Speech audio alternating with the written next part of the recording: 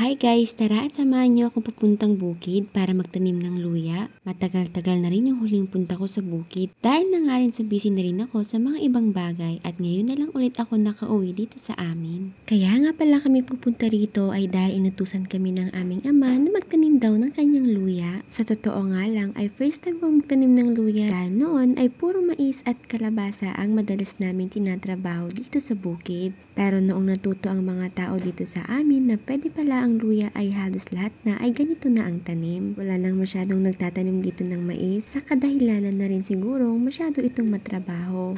At konti pa ang tubo, minsan pa nga ay negatibo. Lalo na't iba na ang klima ngayon. Sa luya kasi ay madali lang alagaan at trabahuin. Tapos, hindi ka pa basta-basta malulugi dito. Kasama ko nga pala ang aking mga kapatid at kompleto kami. Dahil nga sa ugali namin, walang pupuntang bukid kung may isang magpapaiwan. Ang ayaw ko nga lang talaga sa pagpunta dito ay nakakapagod umakyat, nakakahingal at nakakanginig ng tuhod. Wala akong reklamo sa trabaho sa bukid.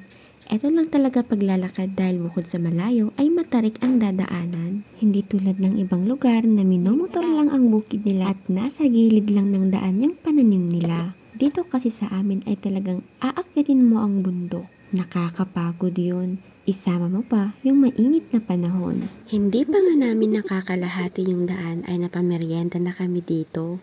Nagutom ako dahil na rin siguro sa konti lang nakain ko kanina. Alas 5 nga ng umaga nga pala kami nagising kaya naman mag-aalas 6 na nung nagsimula kaming umakyat. Maaga pa nga lang ay parang alas 9 na sa init. Kaya naman talagang ganitong oras na ay dapat nagsisimula ka ng magtrabaho sa bukid mo. Dahil umagang-umaga pa lang ay sobra na ang tindi ng sikat ng araw. Dahil yung init ng mag-aalas 11 ay talaga namang hindi kakayanin. Hindi kagaya noon na hanggang alas 12 ay tuloy pa rin ang trabaho. Nakikita nyo ba kung gaano katarik yung dinadaanan namin? Tapos may mabibigat pa kaming binubuhat. Yan ang pinakamahirap sa aking gawin pag pumupuntang bukid. Hanggang dito na lang po, abangan nyo ang susunod na kabanata kung saan makikita nyo na kaming magtatanim ng luya. Paalam! Huwag nyo pong kakalimutang i-follow ako at kung nagustuhan nyo ang video na to ay pwede nyo po itong i-share. Maraming salamat! Oh, amok ada ikat itay so nga.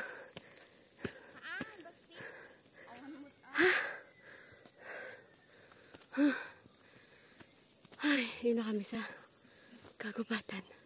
Hi! Hi kayo sa aking video.